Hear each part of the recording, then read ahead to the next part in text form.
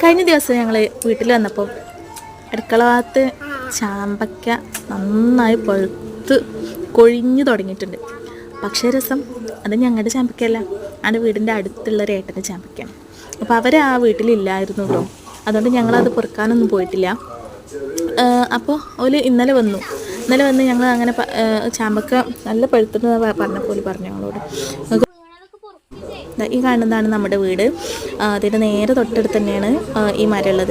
ഇപ്പോൾ ഇവരിവിടെ പുതിയ വീട് വെക്കുകയാണ്. അപ്പോൾ അതിൻ്റെ മുറ്റത്തായിട്ട് ഒരുപാട് ഇതേപോലുള്ള കായ്കനികളുടെ തൈകളൊക്കെ ആയിട്ട് വെച്ച് പിടിപ്പിച്ചിട്ടുണ്ട്.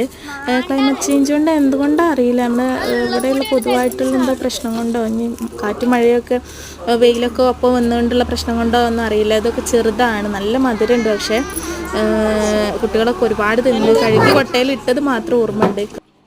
നല്ല ടേസ്റ്റുള്ള ചാമ്പക്ക.